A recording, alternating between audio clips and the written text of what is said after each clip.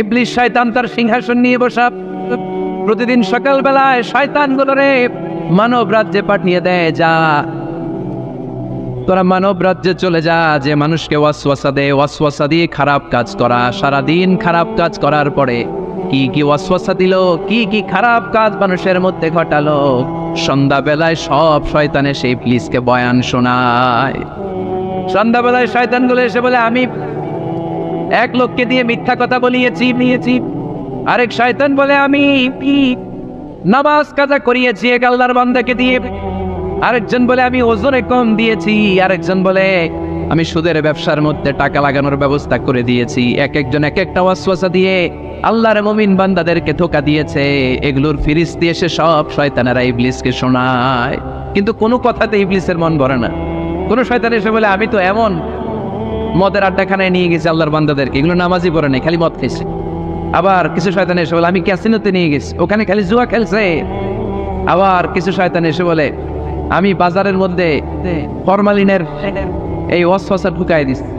একটার পর একটা শয়তানি ফিরিস্তি তারা ইবলিসকে শোনায়, কিন্তু কোনো কাজে ইবলিসের মন ভরাতে পারে না। একজন এসে বলে, আনা মা তারাকতুহু বাইনার রাজুলি ওয়া ইমরাআতি হাত্তা ফাররাকতু, আমি একজন ইমানদার নারী পুরুষের মধ্যে ঝগড়া লাগাইয়া ওই ঝগড়া বাড়াতে তালাক পর্যন্ত নিয়ে গেছে। নাউজুবিল্লাহ পড়বেন না? শয়তান এবার তার উপর খুশি হয়ে যায়। সব শয়তানগুলোকে ঠেলে ইবলিস এই শয়তানকে কাঁধে তুলে নাচতে শুরু করে দেয়। কারণ মুমিন বান্দার সংসার যদি ভেঙে যায় শয়তান খুশি হয়ে যায়, আর মুমিন বান্দার সংসার টিকে থাকলে খুশি হয়ে যায় কে? এজন্য নীলফামারীর ভাইয়েরা, ঝগড়া করা যাবে না। দাম্পত্য জীবনকে সুখী করতে চাইলে ঝগড়াকে আমরা নো বলে দিব। ঝগড়া অনেক সময় হবে, কিন্তু এটাকে বাড়তে দেওয়া যাবে না, এটাকে আমরা স্পেস দিব না, ওইখানে থামায় দিতে হবে। রাজি আছেন তো সবাই? আল্লাহ রাসূল সাল্লাল্লাহু আলাইহি ওয়াসাল্লামের ফ্যামিলিতেও ঝগড়া হতো। আম্মা জান আয়েশা রাদিয়াল্লাহু তাআলা আনহার সাথে আল্লাহ রাসূল সাল্লাল্লাহু আলাইহি ওয়াসাল্লামের ঝগড়া হতো, হাদিসে পাওয়া যায়, কিন্তু এগুলো ছিল মধুর ঝগড়া, সুন্দর ঝগড়া। সুবহানাল্লাহ পড়েন। আল্লাহর হাবিব বলেন, ইয়া আয়েশা ইন্নী লা আ'লামু ইযা কুনতি আন্নী রাদিয়া ওয়া ইযা কুনতি আলাইয়া গাদবা। ও আয়েশা, তুমি কখন আমার উপর রেগে থাকো সেটাও আমি বুঝি, আবার কখন খুশি থাকো সেটাও বুঝি। আম্মা জান আয়েশা বললেন, ইয়া রাসূলুল্লাহ, ইয়া হাবিবাল্লাহ, কেমন করে আপনি বুঝেন যে আমি আপনার উপর রেগে আছি, আবার কেমন করে আপনি বুঝেন আমি আপনার উপর সন্তুষ্ট আছি? বিশ্বনবী বললেন, আয়েশা, তুমি যখন আমার উপরে খুশি থাকো, আমার উপর যখন তুমি রাজি থাকো, তখন তুমি দোয়ার সময় এইভাবে দোয়া করো, ওয়া রব্বি মুহাম্মদ, মুহাম্মাদের রব, আপনি আমাদের সব গুনাহগুলো মাফ করে দেন। আর যখন তুমি আমার উপর রেগে থাকো, তখন তুমি আমার নামটা মুখ দিয়ে উচ্চারণ করো না। ও আয়েশা, তখন তুমি দোয়ার সময় বলতে থাকো, ওয়া রব্বি ইব্রাহিম, ইব্রাহিমের রব, আপনি আমাদের সব গুনাহগুলো মাফ করে দেন। যখন তুমি খুশি তখন আমার নামটা মুখে নাও, যখন তুমি আমার উপর রেগে থাকো তখন তুমি আমার নামটা মুখে নিতে চাও না। আম্মা জান আয়েশা বললেন, ইয়া রাসূলুল্লাহ, ইয়া হাবিবাল্লাহ, মা হাজুরু ইল্লা ইসমাক, আমি শুধু আমার মুখ থেকে আপনার নামটারে সরায় রাখি, আমার হৃদয় থেকে কোনোদিন আপনারে সরাতে পারি না। মা হাজুরু ইল্লা ইসমাক, নবী হে, আমি তো শুধু মুখ থেকে আপনার নামটারে বাদ দেই, আমার হৃদয় থেকে তো আপনারে বাদ দিতে পারি না। আমার হৃদয় পুরোটা জুড়ে শুধু আপনি আর আপনি। চিল্লায় পড়েন আল্লাহু আকবার। তার মানে আম্মা জান আয়েশাও আল্লাহ রাসূল সাল্লাল্লাহু আলাইহি ওয়াসাল্লামের উপর রেগে থাকতেন মাঝে মাঝে। বিশ্বনবী মাঝে মাঝে রাগ করতেন। একবার খুব বেশি রাগারাগি হয়ে গেল, অনেক ঝগড়া হয়ে গেল। এবার আল্লাহ রাসূল সাল্লাল্লাহু আলাইহি ওয়াসাল্লাম খেয়াল করলেন না, এত ঝগড়া তো করা ঠিক হবে না। তখন আল্লাহর হাবিব সাল্লাল্লাহু আলাইহি ওয়াসাল্লাম বললেন, আয়েশা, চলো মিটমাট করি। কি করি? হ্যাঁ, মিউচুয়াল করি না, মিটমাট। এই যে ঝগড়া লাগলে আবার যে মিলায় দেয়, এটা কি বলেন আপনারা নীলফামারীতে? মিটমাট। আল্লাহ হাবিব সাল্লাল্লাহু আলাইহি ওয়াসাল্লাম বলেন, আয়েশা, চলো আমরা মিটমাট করি, আমরা আর ঝগড়া না করি। আমাদের আয়েশা বললেন, ঠিক আছে, চলেন মিটমাট করি। বিশ্বনবী বলেন, ঠিক আছে, একজনকে নিয়ে আসি যে দুজনের মাঝে মিটমাট করাই দিবে। কারে নিয়ে আন? ওমরে ফারুককে নিয়ে আসি। আমাদের আয়েশা বলে, না, ওমরু গলিদ, ওমরের মেজাজ গরম, আমার ভয় লাগে। সুবহানাল্লাহ পড়বেন না? বিশ্বনবী বললেন, তাহলে তোমার আব্বারে নিয়ে আসি। কই নিয়ে আসেন, আব্বারে খুব ভালো লাগে। বিশ্বনবী বললেন, ঠিক আছে, তোমার কথাই রইল, ওমরকে ডাকবো না, তোমার আব্বা আবু বকরকে নিয়ে আসবো। বিশ্বনবী মিটমাট করার জন্য সাইয়েদনা আবু বকর রাদিয়াল্লাহু তাআলা আনহুকে ডেকে নিয়ে আসলেন। সাইয়েদনা আবু বকর রাদিয়াল্লাহু তাআলা আনহু ঘরে ঢুকলেন। বিশ্বনবী বললেন, আয়েশা, আমার আর তোমার মাঝে কি নিয়ে ঝগড়া হয়েছে? কথাটা কি তুমি বলবা নাকি আমি বলবো? আম্মা জান আয়েশা বলেন, আপনিই বলেন, তবে মিথ্যা বললেন না, যা ঘটছে ওইটাই বললেন। ওলা তাকুলিল্লাহ হাক্কান, যেটা সত্য ওইটাই বলবে, অন্য কিছু বলবেন না। আবু বকর রাদিয়াল্লাহু তাআলা আনহু তো শুনে রেগে মেগে আগুন, কি এত বড় সাহস, বিশ্বনবীর সামনে দাঁড়িয়ে তুমি এভাবে কথা বলো, এই আদব শিক্ষা দিয়েছি তোমাকে আমি। রেগে গেলেন, বিশ্বনবী কি সত্য ছাড়া মিথ্যা কিছু বলবেন? রেগে মেগে চিৎকার করে মেয়ের গালের মধ্যে দিলেন এক চপেট আঘাত, এক থাপ্পড় খেয়ে আম্মা জান আয়েশা উল্টায় পড়লেন।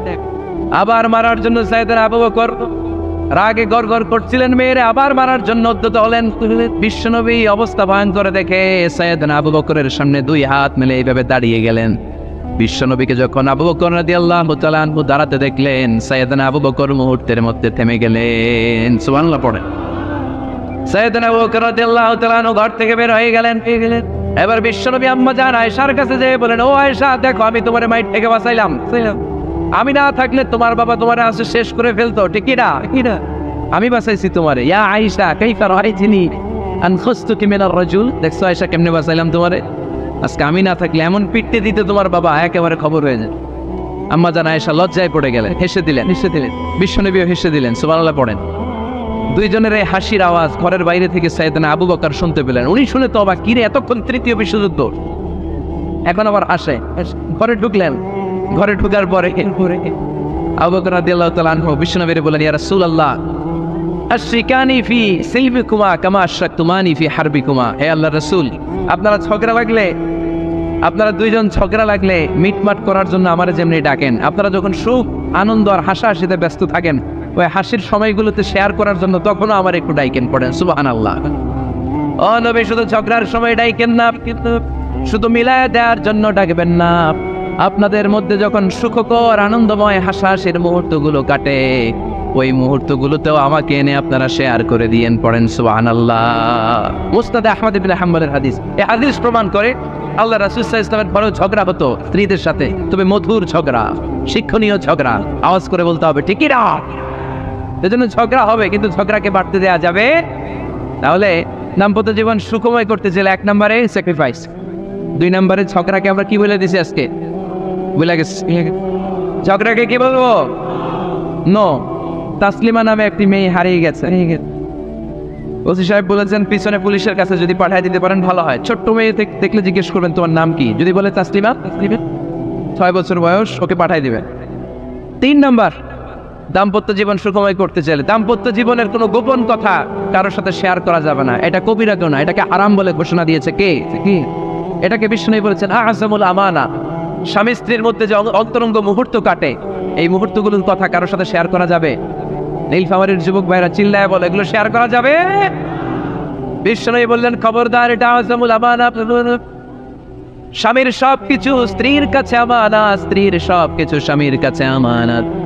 আবার বিশ্বনবী বলেছেন, যারা স্বামী স্ত্রীর গোপন দাম্পত্য জীবনের কথা অন্যের কাছে শেয়ার করে দেয়, তারা হলো আশারুন নাস, পৃথিবীর মধ্যে সবচাইতে নিকৃষ্ট মানুষ। এরা নিকৃষ্ট, এদের চাইতে নিকৃষ্ট আর কেউ হতে পারে না। উলাইকা কাল আনআম বাল হুম আদাল। এরা পশুর চাইতেও নিকৃষ্ট, যারা স্বামী স্ত্রীর প্রাইভেট কথা, পার্সোনাল কথা মানুষের কাছে বলে বেড়ায়। আর সিবাহু হারাম, এই গোপনীয় সব কথাগুলোকে অন্যের কাছে প্রকাশ করা হারাম করেছে কে? চিল্লায় বলতে হবে কে? তাহলে খবরদার, নিজেদের দাম্পত্য জীবনের কোনো কিছু অন্যের সাথে শেয়ার করবেন। আমাদের বোনরা অনেক সময় একসাথে বসলে পেটের কথা, পিঠের কথা সব বলে ফেলায়, আছে না নাই? না বোনেরা, সব শেয়ার করলেও আপনাদের দাম্পত্য জীবনের কোনো কথা কখনো কারোর সাথে শেয়ার করতে পারবেন না। 4 নম্বর ফর্মুলা হচ্ছে অহেতুক সন্দেহ পরিহার করতে হবে। অনেক স্ত্রী আছে স্বামীরে খালি সন্দেহ করে, আছে না নাই? নীলফামারীতে এই সমস্যা নাই, আছে? এই যে ভুক্তভোগী পাওয়া গেছে, আছে না নাই? আছে, খালি সন্দেহ করে, এই তুমি ওদিকে তাকালে কেন, ওই বেডের দিকে তাকাইলা কেন, এই তোমার মোবাইল দাও, কারে ফোন দিলা দেখি, এই ফেসবুকের পাসওয়ার্ড দাও দেখি কি করছে, দেখি মেসেঞ্জারে কার সাথে চ্যাটিং করছে, আছে না নাই? এই যে অহেতুক সন্দেহ আপনার ফ্যামিলিটা জাহান্নামের টুকরা বানায় দিবে। আবার অনেক স্বামী আছে স্ত্রীকে খালি সন্দেহ করে, এদিকে তাকালে সন্দেহ করে, ওদিকে তাকালে সন্দেহ করে, বাসায় থাকলেও সন্দেহ, বাইরে গেলেও সন্দেহ, এরকম আছে না নাই? না, অহেতুক সন্দেহ এটা পরিহার করবেন। এই সন্দেহ খুব খারাপ জিনিস। আমি ব্যক্তিগতভাবে অনেক কেস এরকম হ্যান্ডেল করেছি, এসে বলে হুজুর খালি সন্দেহ করে, এটা একটা রোগ। এটা কি? আপনার ফ্যামিলিটারে শেষ করেছে। এজন্য হয়তো সন্দেহ পরিহার করবেন। হ্যাঁ, সত্যি যদি পরকীয়ার কোনো ঘটনা ঘটে থাকে ওটা নিয়ে বসেন, ফেস টু ফেস কথা বলেন, ফ্যামিলি মিটিং করেন, সরাসরি সেটেল করার চেষ্টা করেন। কিন্তু অহেতুক সন্দেহ একটা রোগ, এই রোগ থেকে আল্লাহ তুমি দাম্পত্য জীবনকে বাঁচাও, আমরা আওয়াজ করে পড়বো আমিন। 5 নাম্বার, স্বামী স্ত্রী একে অপরকে আল্লাহর বিধান স্মরণ করায় দিবে। স্বামী যদি ফজরের সময় ঘুমায় থাকে, স্ত্রী ডেকে দেওয়ার দরকার আছে না নেই? আবার স্ত্রী যদি ঘুমায় থাকে, স্বামীর ডেকে দেওয়ার দরকার আছে না নেই? কোন স্বামী যাবে জান্নাতে, তার স্ত্রী যাবে জাহান্নামে, আবার স্ত্রী হবে জান্নাতি, স্বামী যাবে জাহান্নামে। এরকম আমরা চাই নাকি? আমরা যখন জান্নাতে যাব, আমার স্ত্রীর হাত ধরে একসাথে জান্নাতে ঢুকতে চাই, ঠিক কিনা? ঠিক কিনা? আবার আমার স্ত্রী যখন জান্নাতে যাবে, সে একা ঢুকতে পছন্দ করবে। এজন্য আমরা দুনিয়াতে যেমনি এক ছাদের নিচে, এক জায়গায়, এক বাড়িতে, জান্নাতেও আমরা এক বাড়িতে থাকতে চাই। আওয়াজ করে বলতে হবে ঠিক কিনা? এজন্য গবেষকরা বলেছে, স্বামী স্ত্রীর ভালোবাসাটাকে তারা বলে লাভ পিরামিড। কি পিরামিড? লাভ পিরামিড। এই ত্রিভুজ আকৃতি।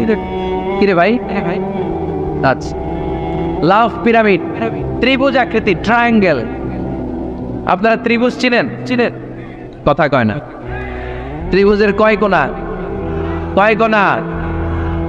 3 কোণা। এই যে এরকম, তাই না? তাই না? এজন্য স্বামী স্ত্রীর ভালোবাসাটাকে বলে লাভ পিরামিড। উপরে এরকম সমুদ্রের মতো না, উপরে থাকে আল্লাহ, আর ডানে স্বামী, বায়ে স্ত্রী। এই 2 কোণায় স্বামী স্ত্রী, আর উপরের কোণায় আল্লাহ। স্বামী স্ত্রী যদি আল্লাহর আনুগত্যের দিকে যেতে চায়, যতই তারা the couple come to Allah, they come closer to each other। তারা যদি আল্লাহর কাছাকাছি যায়, তারা নিজেরাও কাছাকাছি হয়, ঠিক কিনা? ঠিক কিনা? তারা আল্লাহর কাছে যেতে যেতে যেতে যেতে আল্লাহর ইবাদতে যদি একেবারে আল্লাহর কাছে চলে যায়, তারা নিজেরাও কাছাকাছি চলে যায়, ঠিক কিনা? ঠিক কিনা? আর তারা আল্লাহর আনুগত্য থেকে যত দূরে সরে, তারা নিজেরাও নিজেদের থেকে তত দূরে সরে পড়ে। চিল্লায় বলেন ঠিক কিনা? লাভ পিরামিড এটা। এজন্য the closer the couple comes to Allah, the closer the couple comes to each other। কাপল, স্বামী স্ত্রী আল্লাহর ভালোবাসা নিজের মধ্যে যত গাঢ় করবে, আল্লাহর আনুগত্য যত বেশি করবে, আল্লাহর ইবাদত যত করবে, নিজেরাও তত কাছাকাছি আসবে। আর আল্লাহর যত বলবে, নিজেদের মধ্যে বড় বড় ফারাক করে দিবে কে? তাহলে এই 5টা বিষয় স্বামী স্ত্রীর উভয়ের উপর বর্তায়। এগুলো মেনে চললে দাম্পত্য জীবনকে সুখময় করে দিবে কে? আল্লাহ। এবার আমরা শুনবো আমাদের বোনদেরকে, যে ডান দিকে আমি শুনলাম আমাদের বোনদের বিশাল প্যান্ডেল আছে না নাই? আজকে বোনদের দিয়ে শুরু করি। স্ত্রীদেরকে আল্লাহ কি দায়িত্ব দিয়েছে একটা ফ্যামিলিকে সুন্দর করতে, একটা দাম্পত্য জীবনকে সুন্দর করতে? স্ত্রীর 1 নম্বর দায়িত্ব হচ্ছে she should make a comfort to her husband। স্ত্রীর উচিত স্বামীর জন্য ঘরটাকে প্রশান্তির নীড় বানিয়ে রাখা। কি বানিয়ে রাখা? প্রশান্তির নীড়। স্ত্রী হওয়া উচিত এমন, যাকে দেখলে স্বামীর চোখ জুড়ায়, স্বামীর প্রাণ জুড়িয়ে যায়, স্বামীর হৃদয়টা ঠান্ডা হয়ে যায়, ঠিক কিনা? আর স্ত্রীর দিকে তাকালে যদি মেজাজ গরম হয়ে যায়, মেজাজ খিটখিটে হয়ে যায়, ঝামেলা আছে না নাই? ঝামেলা আছে। এজন্য মেহরবানি করে আমাদের বোনরা যারা, এমন কোনো কাজ করবেন না যেটা স্বামীর মেজাজকে খিটখিটে করে দেয়। কারণ আল্লাহ তাআলা আপনাদেরকে তৈরি করেছে লিতাসকুনু ইলাইহা, স্বামী আপনার কাছে গেলেই যেন তার হৃদয়টা প্রশান্ত হয়ে যায়, ঠিক কিনা? অনেক স্ত্রী আছে না জেনে না বুঝে স্বামীর সাথে এমন খিটখিটে মেজাজ দেখায়, যেটা স্বামীর জন্য মেনে নেওয়া কষ্টকর। আমি একটা জরিপে পড়েছি, পৃথিবীর অনেক স্বামী স্ত্রীর কারণে হার্ট অ্যাটাক করে মারা যায়। আছে না নাই? এই তো ভুক্তভোগী পাওয়া গেছে। স্বামীর জন্য একটা ত্রাস হয়ে দাঁড়ায় স্ত্রী, ত্রাস। অনেক স্বামী আছে স্ত্রীর এরকম আচরণের কারণে, অতিরিক্ত প্রেসার ক্রিয়েট করার কারণে স্ত্রীদেরকে ভয় পায়। অবশ্য নীলফামারীর কোনো স্বামী তার স্ত্রীরে ভয় পায় না। ভয় পায়? স্ত্রীরে ভয় পান কে কে দেখি?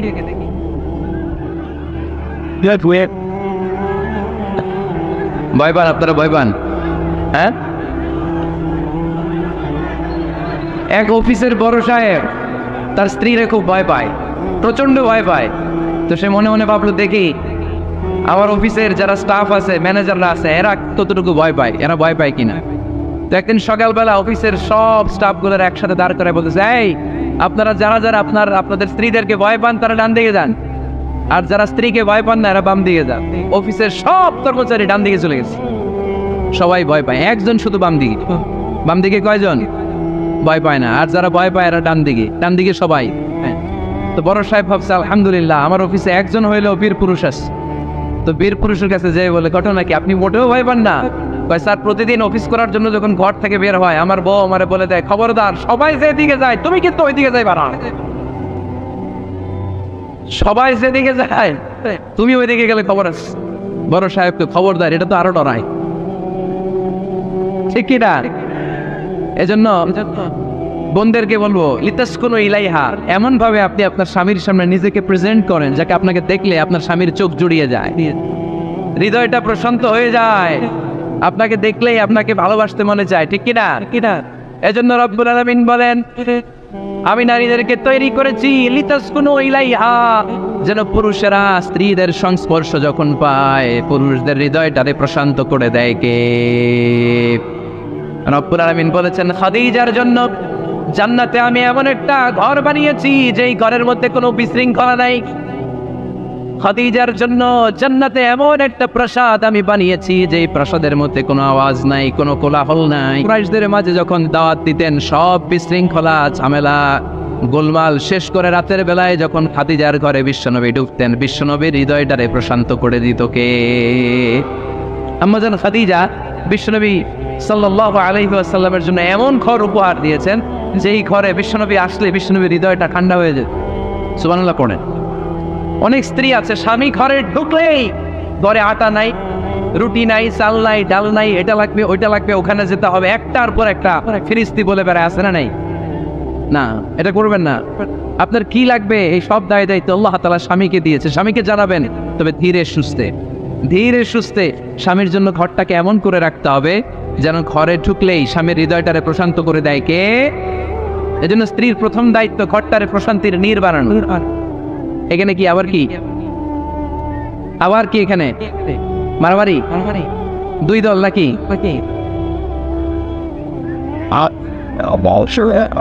আপনাদের মনোযোগ আসছে না গেছে? কষ্ট হচ্ছে? হ্যাঁ, অনেক রাত হয়ে গেছে তো, প্রায় 10:30। হ্যাঁ, তাকবীর পড়েন, লিল্লাহে তাকবীর। তো কিছু লোক ওঠা বসা শুরু করলেন কেন?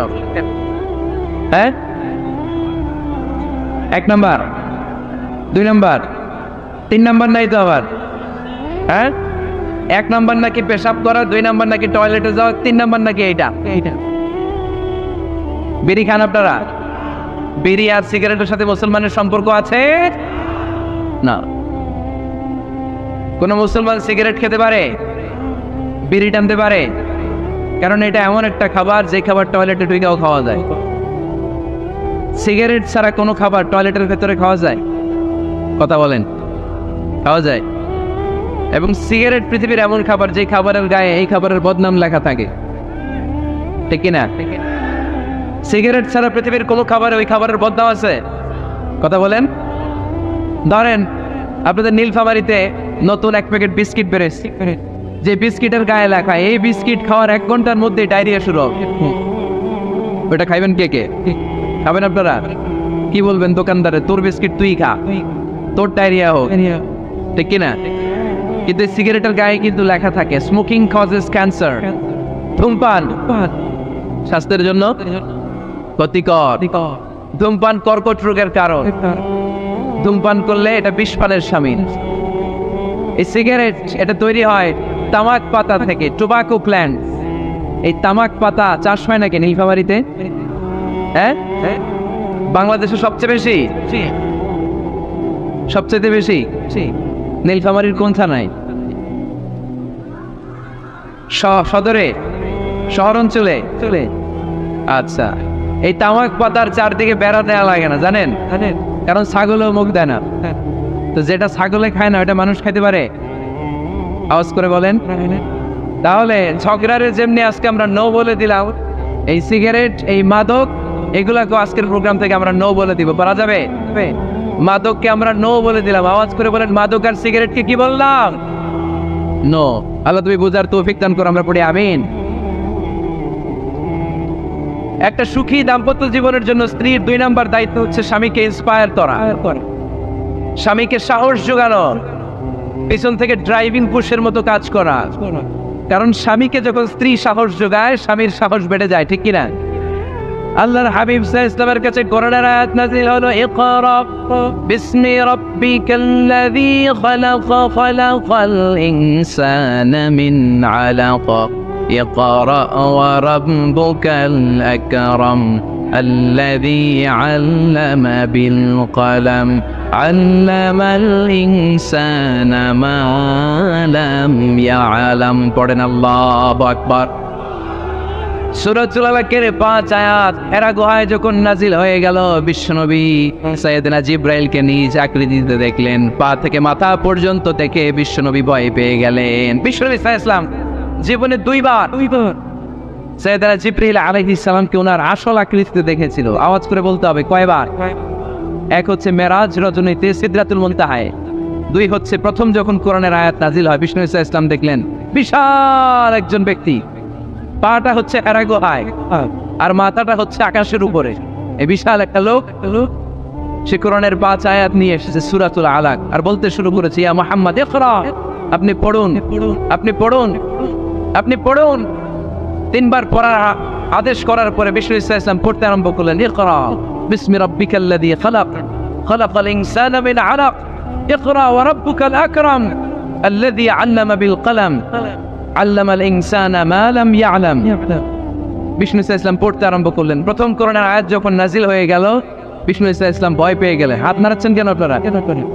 হ্যাঁ হ্যাঁ, কি স্ক্রিনে দেখা যায়? আহারে কি আনন্দ আকাশে বাতাসে, সবাই খুশির ঠেলায়, খুশিতে আনন্দের ঠেলায় না? আল্লাহর হাবিব সাল্লাল্লাহু আলাইহি ওয়াসাল্লাম ভয় পেয়ে গেলেন। আপনাদের মনোযোগ তো নাই মনে হচ্ছে, তা হাত নাড়াচ্ছেন কেন? এদিকে তাকা। খরগোশের কানের মতো কান দুইটারে খাড়া করে। কোরআনের আয়াত যখন নাজিল হলো আল্লাহ রাসূল সাল্লাল্লাহু আলাইহি ওয়াসাল্লাম ভয় পেয়ে গেলেন। বিষ্ণু ইসলামের হৃদয় কাঁপতে আরম্ভ করলো। কোরআনের 5 আয়াত নিয়ে হেরা গুহা থেকে বিশ্বনবী আম্মা জান খাদিজাতুল কুবরা রাদিয়াল্লাহু তাআলা আনহার কাছে চলে আসলেন। এসে ডেকে বললেন, খাদিজা জাম্মিলুনি জাম্মিলুনি, কম্বল দিয়ে তুমি আমারে চাপা দাও, আমার ভয় লাগছে, মনে হয় আমি বাঁচব না। আম্মা জান খাদিজা বললেন, কি হয়েছে আপনার? বিশ্বনবী বললেন, বিশাল বড় একটা লোক কোরআনের 5 আয়াত নিয়ে এসেছে। ওই লোকের পা হেরা গুহার মধ্যে, মাথাটা আকাশের উপরে, এত বিশাল সত্তা, বিশাল কোনো মানুষ জীবনে আমি দেখি নাই। এসে সে পরিচয় দিয়েছে সে নাকি জিব্রাইল ফেরেশতা। বিশ্বনবী বললেন, মনে হয় আমি বাঁচব না, আমার জ্বর চলে এসেছে, আমার হৃদয়ের মধ্যে কাঁপুনি শুরু হয়েছে, তুমি আমারে কম্বল দিয়ে চাপা দাও। আম্মা জান খাদিজা বললেন, ও নবী ভয় পাবেন না, আমার আল্লাহ কোনোদিন আপনারে অপমান করবেন না। সুবহানাল্লাহ পড়েন। ওয়াল্লাহি ওয়াল্লাহি লা ইউখজিকাল্লাহু আবাদা। নবী গো, আল্লাহ আপনার অপমান করবেন না, কারণ আপনার মধ্যে এমন এমন ভালো ভালো গুণ আছে, এই গুণাবলীগুলি যে মানুষের মধ্যে থাকে তাকে আমার রব কোনোদিন অপমান করতে পারে না। চিল্লায় বলেন ঠিক কি না? নবী হে, ইন্নাকা লা তাসিলুর রাহিমা, আপনি আত্মীয়তার সম্পর্ক বজায় রাখেন। ও নবী, তাসদুকুল হাদিসা, সব সময় আপনি সত্য কথা বলেন। ওয়া তাহমিলুল কাল্লা, আপনি মানুষের বোঝা টেনে দেন। যার উপার্জন করার কেউ নাই, নিজে গায়ে খেটে আপনি তারে উপার্জন করে দেন। সত্য যেখানে বিপন্ন সেখানে আপনি সাহসী সৈনিকের মতো দাঁড়িয়ে যান। সুবহানাল্লাহ। রব্বুল আলামিন বলেন, উন্না লিবাসুল লাকুম ওয়া আনতুম লিবাসুল লাহুম। ও নারীরা, তোমরা তোমাদের স্বামীদের পোশাক আর তোমাদের স্বামীরা হলো তোমাদের পোশাক।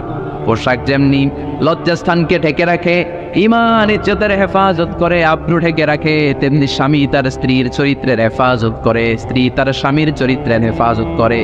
পোশাক যেমনি সুন্দর, স্ত্রীর চোখে স্বামী সুন্দর, স্বামীর চোখে স্ত্রী সুন্দর। পোশাক যেমনি মানুষকে আরাম দেয়, প্রশান্ত করে দেয়, স্বামী আর স্ত্রী একে অপরের সংস্পর্শ পেলে তাদের হৃদয়টাও প্রশান্ত হয়ে যায়, ঠিক কিনা? এজন্য আল্লাহ তাআলা পোশাকের সাথে তুলনা করেছেন। পোশাক একে অপরের পোশাক, পোশাক চামড়ার সাথে লেগে থাকে না, আলাদা থাকে। তার মানে স্বামী স্ত্রীর সম্পর্কটা এরকম মিলেমিশে ভালোবেসে একাকার, ঠিক কিনা? আর নিসাউ শাকাইকুর রিজাল, নারীরা পুরুষদের কাউন্টার পার্ট। নারী হচ্ছে পুরুষের সহযোগী। এই পৃথিবীর এই সভ্যতা, এই সিভিলাইজেশন, এই উন্নয়ন, এই ডেভেলপমেন্ট, এটা শুধু পুরুষরা করে নাই, এই উন্নয়নের অংশীদারিত্বে আমাদের বোনদের নারীদেরও হাত আছে না নাই? এজন্য কাজী নজরুল বলেছেন, এ বিশ্বে যা কিছু সুন্দর চিরকল্যাণকর, অর্ধেক তার করিয়াছে নারী, অর্ধেক তার নর। চিল্লায় বলেন ঠিক কিনা? এজন্য এই মহাবিশ্বের এই সভ্যতায় আপনাদের যেমনি অবদান, আমাদের বোনদের অবদান আছে না নাই? স্বামী স্ত্রী এই দুজন মিলে এই বিশ্ব সভ্যতা তৈরি হয়েছে। এজন্য দুজনের মধ্যে সম্পর্ক হবে পোশাকের মতো। পোশাক যেমনি দেহের সাথে লেগে থাকে, স্বামী স্ত্রীর মধ্যে এরকম সুসম্পর্কের দরকার আছে না নাই? আচ্ছা, আজকে আমরা জানার চেষ্টা করব কি করে স্বামী আর স্ত্রীর মধ্যে এই সুসম্পর্ক বাড়ানো যায়, ইনক্রিজ করা যায়। কি করে আমাদের মধ্যে মারামারি, কাটাকাটি, ঝগড়া, ডিভোর্স এই রেটটা কমানো যায়, এ ব্যাপারে আমাদের জানার দরকার আছে না নাই?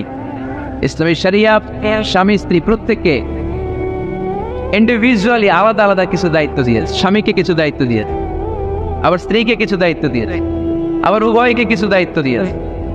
আমরা শুরুতে স্বামী স্ত্রীর উভয়কে আল্লাহ তাআলা কি দায়িত্ব দিয়েছে এটা জানবো। তারপরে স্ত্রীদেরকে আল্লাহ তাআলা কি দায়িত্ব দিয়েছেন সেটা জানবো। সবশেষে স্বামীদেরকে আল্লাহ তাআলা কি দায়িত্ব দিয়েছে সেটা জানবো। এই দায়িত্বগুলো পালন করার মধ্য দিয়ে দাম্পত্য জীবনকে সুখময় করে দিবে কে? আল্লাহ। শুরুতে আমরা জানবো দ্য কালেকটিভ রেসপন্সিবিলিটি, যৌথ দায় দায়িত্ব কি আছে স্বামী আর স্ত্রীর, কেমন করে দাম্পত্য জীবনকে সুখময় শান্তিময় করতে হয়। একটা দাম্পত্য জীবন কলহমুক্ত করতে চাইলে, সুখময় করতে চাইলে সর্বপ্রথম স্বামী স্ত্রীর যেটা খেয়াল রাখতে হবে সেটা হচ্ছে স্বামী স্ত্রীর উভয়ের স্যাক্রিফাইসের মানসিকতা থাকা লাগবে। স্যাক্রিফাইস, আওয়াজ করে আমার সাথে সাথে বলেন স্যাক্রিফাইস। এই স্যাক্রিফাইস ছাড়া দাম্পত্য জীবন টিকবে? দুইজনেই যদি ঝগড়া করে, দুইজনেই যদি রেগে যায়, ঝামেলা আসে না নাই? স্বামী রেগে গেলে স্ত্রীকে থেমে যেতে হয়, আবার স্ত্রী রেগে গেলে স্বামীকে থেমে যেতে হয়। স্বামীও যদি রেগে যায়, স্ত্রীও যদি রেগে যায়, তাহলে তৃতীয় বিশ্বযুদ্ধ বেঁধে যাবে। ঠিক কিনা? এই জন্য রেগে গেলেন তো হেরে গেলেন, রাগা যাবে না। স্বামী যদি রেগে যায়, স্ত্রী থেমে যেতে হবে। স্ত্রী যদি রেগে যায়, স্বামী থেমে যেতে হবে।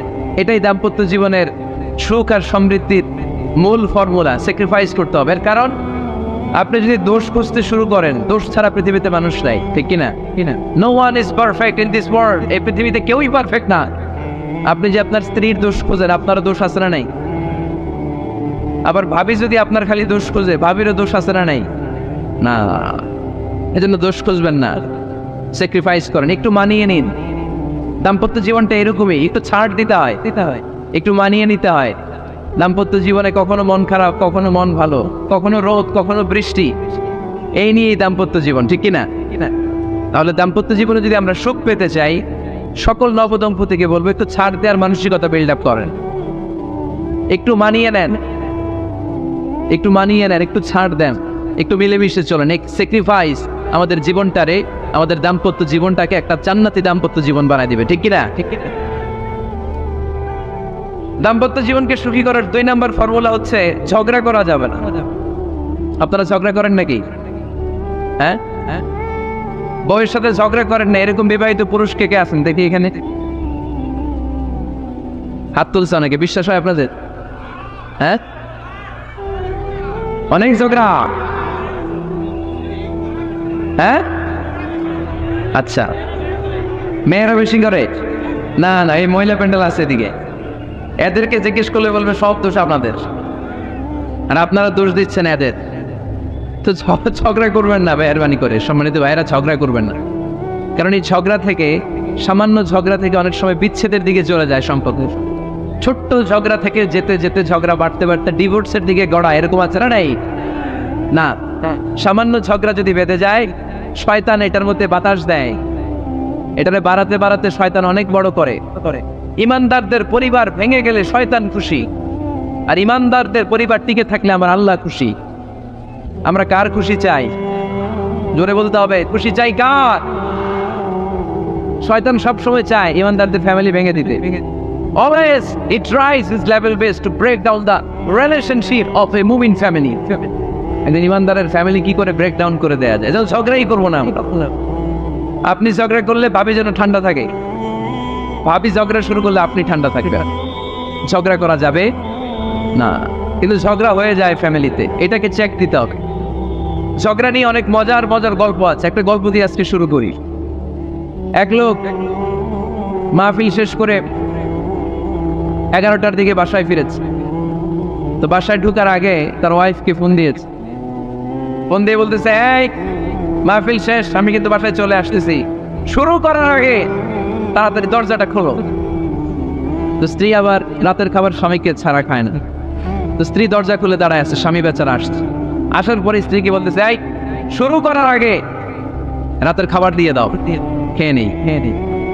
তো স্বামী ওয়াশরুম থেকে ফ্রেশ ট্রেশ হয়ে আসছে, স্ত্রী বেচারিও ডাইনিং টেবিলে খাবার দিয়েছে।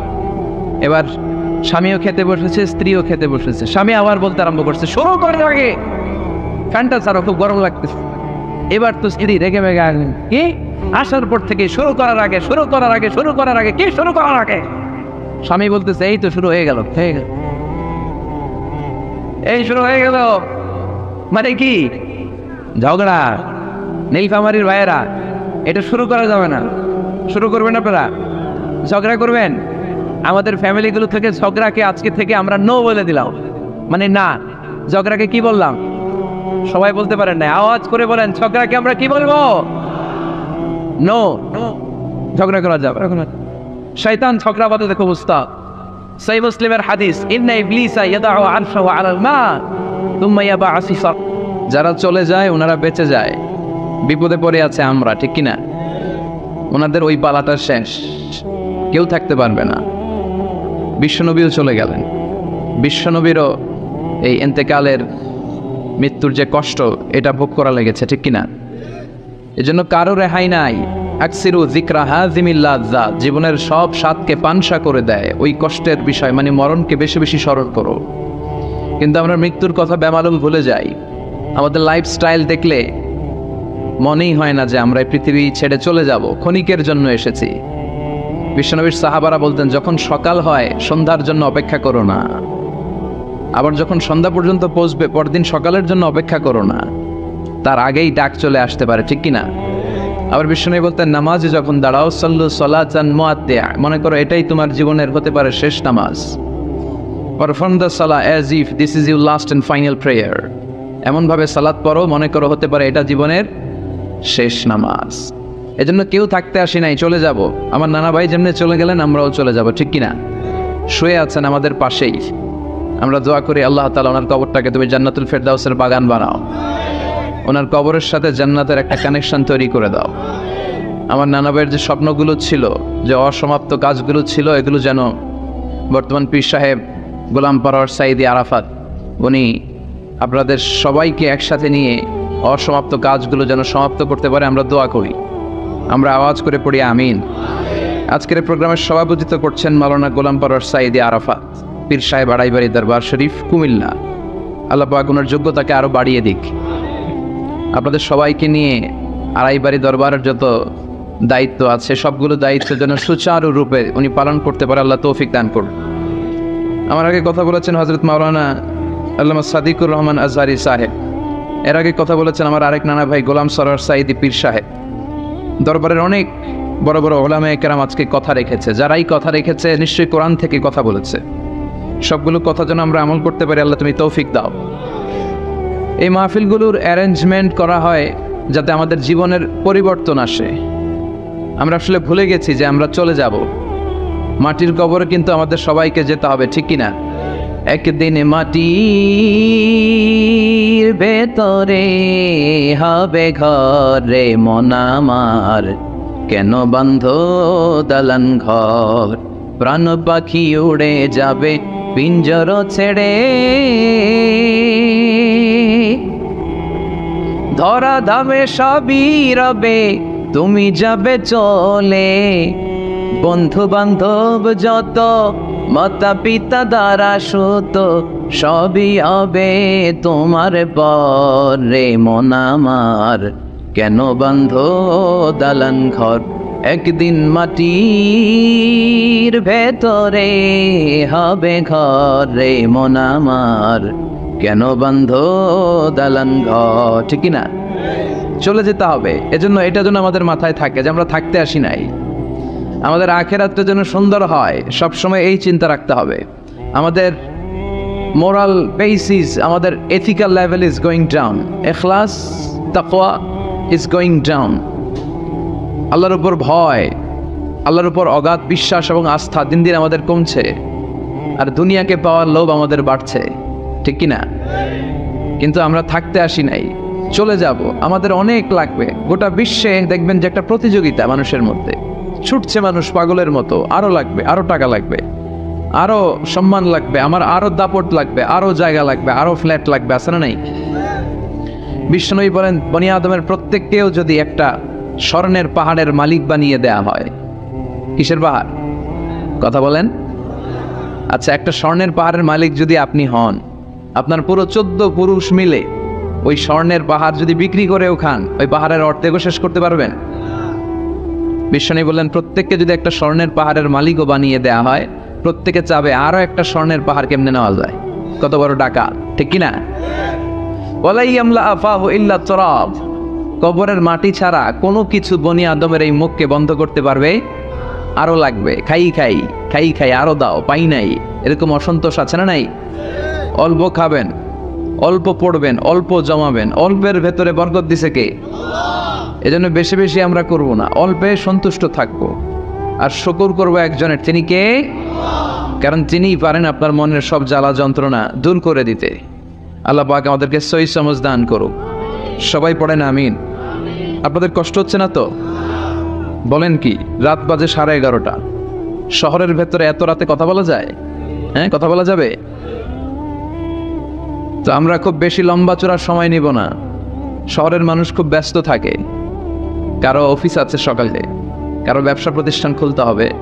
তো আমরা অল্প কয়েক মিনিট, অল্প সময় কথা বলবো, বেশি লম্বা সময় নিব না।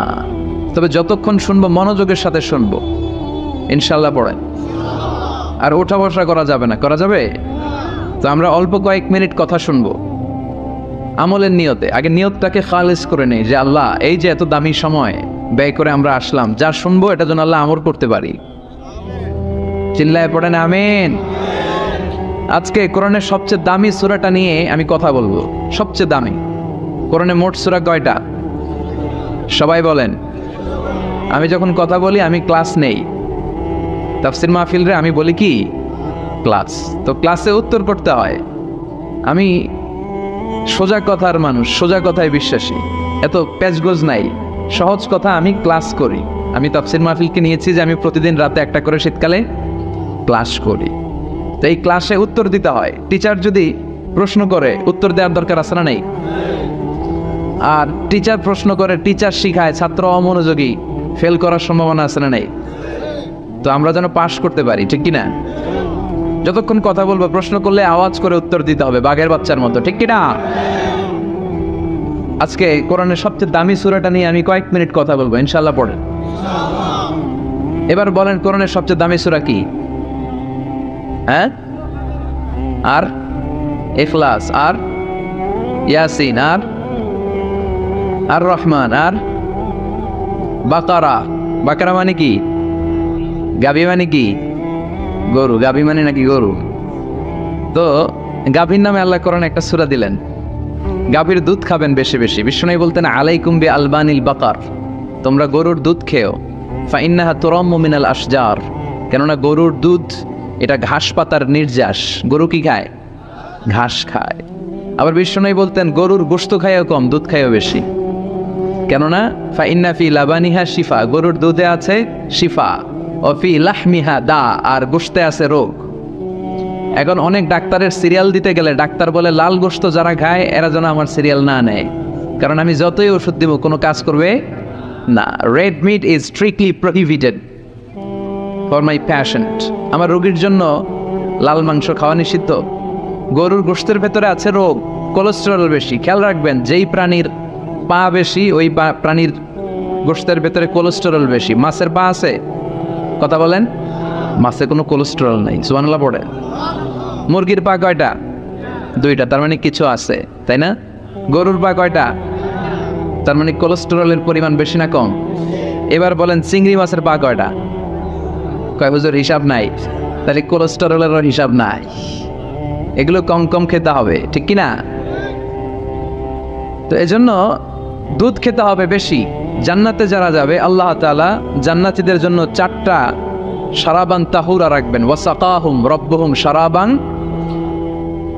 মাসালুল জান্নাতিল্লাতী ওয়াইদাল মুত্তাকুনা ফিহা আনহারুম মিন মাইন গায়রি আসিন ওয়া আনহারুম মিন লাবানিন লাম ইয়াতাগায়্যার তা'মুহু ওয়া আনহারুম মিন খামরিন লাযযাতিন লিশ-শারিবিন ওয়া আনহারুম মিন আসালিম মুসাফফা। সুবহানাল্লাহ। জান্নাতে যারা ঢুকবে, জান্নাতীদের গলায় যেন কোনো তৃষ্ণা না লাগে, এজন্য আল্লাহ তাআলা জান্নাতের ভেতরে 4 ধরনের শারাবান তাহুরার ঝর্ণা রাখবেন। কয় ধরনের? 1 নাম্বার হচ্ছে মিনারেল ওয়াটারের ঝর্ণা। মিনারেল ওয়াটার খান আপনারা? কোনটা খান? মাম খান, কেউ ফ্রেশ খায়, আর অ্যাকুয়াফিনা, আর কি খান? স্পা, আর কিনলে, এটা সবচেয়ে ভালো, এটার মধ্যে ঝামেলা কম, এটা টেস্ট করে জানা গিয়েছে। কিনলে খাবেন কোকা কোলা কোম্পানির, এটা ভালো পানি। কিনলে সবচেয়ে purified water ever in Bangladesh. বাংলাদেশে পাওয়া পরীক্ষিত সবচাইতে বিশুদ্ধ পানি হচ্ছে কিনলে। তো একজনকে মার্কেটিং করে দিতেছে হুজুরে।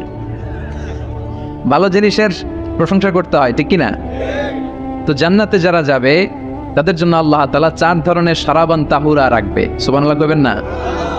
1 নাম্বার মিনারেল ওয়াটার, মিনারেল ওয়াটারের ঝর্ণা, আপনি ওখান থেকে তেদারসে পান করবেন। নাম্বার 2 দুধের ঝর্ণা, দুধের ঝর্ণা, ফ্রেশ মিল্ক এর ঝর্ণা থাকবে। নাম্বার 3 মধুর ঝর্ণা, মধু খাবেন বেশি বেশি, মধুর মধ্যেও শিফা আছে। এই কোরআনে 2টা জিনিসের ক্ষেত্রে আল্লাহ উল্লেখ করেছেন শেফা। এক হচ্ছে কোরআন, কোরআনটা নিজেই শেফা, সুবহানাল্লাহ। আর হচ্ছে মধু, মধুর ভিতরে শেফা আছে না নাই? আছে। তো বিশুদ্ধ পানির ঝর্ণা, দুধের ঝর্ণা, মধুর ঝর্ণা, আরেকটা থাকবে মদের ঝর্ণা। সুবহানাল্লাহ বাড়িতে গিয়ে বলেন, দুনিয়াতে মদ খাওয়া হারাম করছে কে? আর ওই আল্লাহ জান্নাতে আপনাদেরকে মদ খাওয়াবে। বোতলের মদও আছে, এটার নাম রাহিকুম মাখতুম, সিল্ড ওয়াইন। মিজাজুহা কাফুরা, কর্পূরের ফ্লেভার থাকবে। মিজাজুহু মিন তাসনিম, তাসনিমের ফ্লেভার থাকবে। মিজাজুহা জানজাবিলা, জিঞ্জার ফ্লেভার, আদার ফ্লেভার থাকবে। সুবহানাল্লাহ পড়েন। কিন্তু ওই মদ খেলে মুখে দুর্গন্ধ হবে না, মাথায় মাতলামি আসবে না। আল্লাহু আকবার। কারণ ওই মদটা জান্নাতের যে সুন্দর সুন্দর সুঘ্রাণওয়ালা গাছ আছে, ফুল আছে, ওই ফুলের নির্যাস থেকে আল্লাহ বানাবেন। সুবহানাল্লাহ পড়েন। সেজন্য এই 4 ধরনের সুপেয় পানি আল্লাহ তাআলা জান্নাতীদের জন্য রাখবেন। এর চেয়ে দামি একটা পানি রাখবেন, ওইটার নাম হচ্ছে আল কাউসার। কি নাম?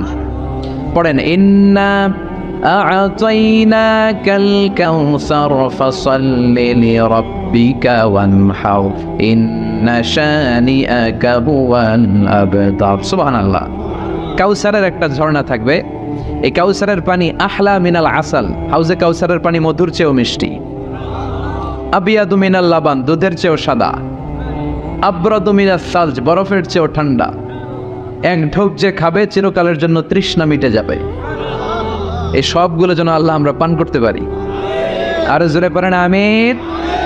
জান্নাত এমন জায়গা, যে জায়গায় শুধু শান্তি আর শান্তি। জান্নাতে অশান্তি আছে? মারামারি, কাটাকাটি, কিলাকিলি, হরতাল, টেনশন, ব্যারাম আছে কি? আরাম। জান্নাতে আছে কি? নাই কি? ব্যারাম। আরামের জায়গায় কোনো টেনশন নাই। জান্নাতের ভিতরে রোদ নাই, বৃষ্টি নাই, ভূমিকম্প আছে? দুনিয়াতে ভূমিকম্পের টেনশন হয় না? বন্যা আছে জান্নাতে? পুলিশের দৌড়ানি, র্যাবের দৌড়ানি আছে?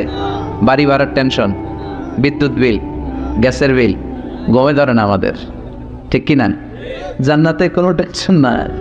জান্নাত হচ্ছে আরামের জায়গা। আপনারা যারা যাবেন জান্নাতে 60 হাত লম্বা হয়ে ঢুকবেন। আহলুল জান্নাতে জুরদা ওয়া মুরদা, জান্নাতীরা হবে পশমবিহীন। এই যে দুনিয়াতে দাড়ি রাখা ওয়াজিব বা সুন্নাতে মুআক্কাদা, কিন্তু জান্নাতীদের গালে কোনো দাড়ি থাকবে না, মোজ থাকবে না, গায়ে পশম থাকবে না। আবনাউ সালাসিন ওয়া সালাসিন, সব জান্নাতি পুরুষরা হবে 33 বছরের তাগড়া যুবক। আল্লাহ এখানে যেমনি আমরা একত্রিত হলাম, তোমার জান্নাতেও যেন আমরা একত্রিত হতে পারি, তুমি তৌফিক দাও।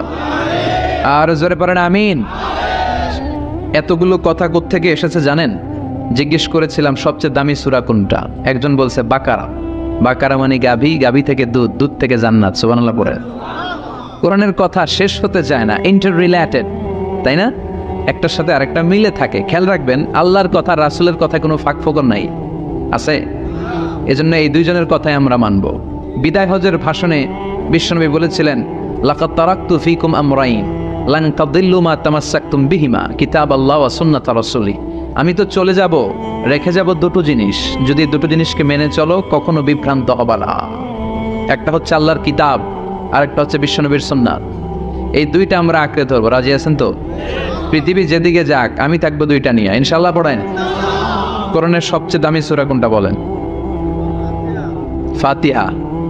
কিছু বলতেছে ফাতিহা, পিছনের ভাইরা কি বলবেন?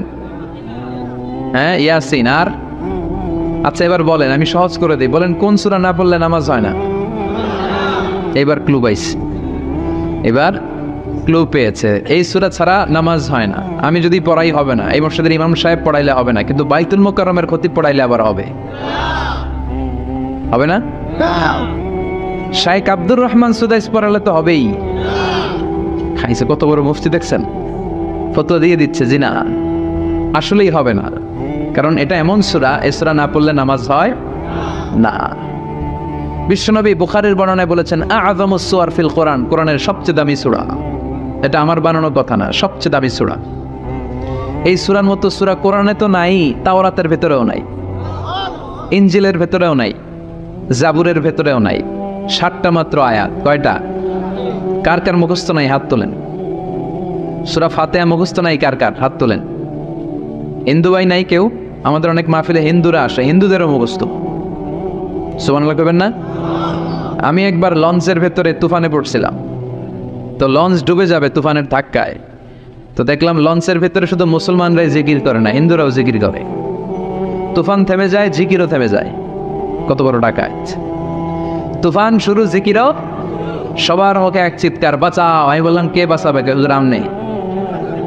ভাবছে আমি দোয়া কালাম পড়লে বেঁচে যাবে, তো আমি বললাম আমি যে বাঁচাবো, আমারে বাঁচাবে কি?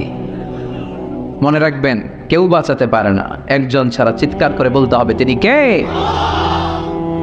কোরআনের সবচেয়ে দামি সূরার নাম সবাই বলেন। এই সূরাতুল ফাতিহার মাত্র 7টা আয়াত। কয়টা আয়াত? এই 7টা আয়াত নিয়ে কয়েক মিনিট একটু আল্লাহর রাস্তায় কুরবানি করা যাবে না?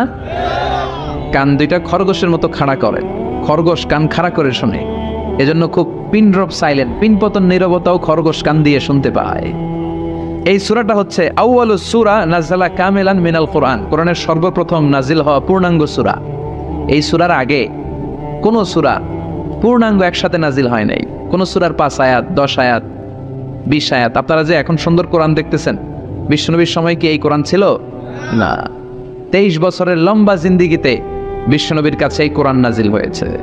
পরবর্তীতে এটার কম্পাইলেশন করা হয়েছে, scripture, holy scripture, the Quran, whereof there is no doubt, no suspicion in it, and a guidance to those who are muttaqin.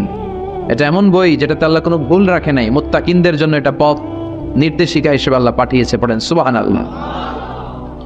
তো সূরাতুল ফাতিহার আগে অনেক সূরা নাজিল হয়েছে, কিন্তু একটু একটু করে, পুরোটা একসাথে না। এই সূরাটা পুরোটা একসাথে সর্বপ্রথম নাজিল হয়েছে। এজন্য এই সূরাটারে আবার বলে ফাতিহাতুল কিতাব, মানে preface of the book, introductory সূরা। কোরআনটা খুললেই সর্বপ্রথম আপনার নজরে যে সূরাটা পড়বে, সূরাটার নাম সবাই বলেন সূরাতুল ফাতিহা। আবার বিশ্বনবী এটাকে বলেছেন কোরআনের মা। কি বলেছেন? চমৎকার একটা ইনফরমেশন না? মনে রাখতে হবে। তাহলে কোরআনের মায়ের নাম কি? মনে থাকবে?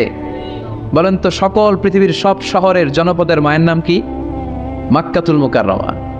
তেমনি কোরআন আল কারীমের মায়ের নাম হচ্ছে সূরাতু আল ফাতিহা। এরপরে বিশ্বনবী বলেছেন এই সূরাটা হচ্ছে সূরাতুল ওয়াফিয়া, অখণ্ড সূরা। এই সূরাকে খণ্ড খণ্ড করে পড়া যায় না। কেউ প্রথম রাকাতে সূরাতুল ফাতিহার অর্ধেক, দ্বিতীয় রাকাতে বাকি অর্ধেক যে পড়ছে হইছে। কিন্তু কেউ প্রথম রাকাতে সূরা আর রহমানের 10 আয়াত, পরের রাকাতে বাকি 10 আয়াত। কোনো সমস্যা আছে? সমস্যা নাই। তার মানে এই সূরার নাম সূরাতুল ওয়াফিয়া, অখণ্ড সূরা। মানে এই সূরাকে খণ্ড খণ্ড করে পড়া যায় না, পড়লে পুরোটাই পড়তে হয়। সুবহানাল্লাহ পড়েন। আবার এই সূরার আরেকটা নাম হচ্ছে সূরাতুদ দুআ। দোয়ার সূরা।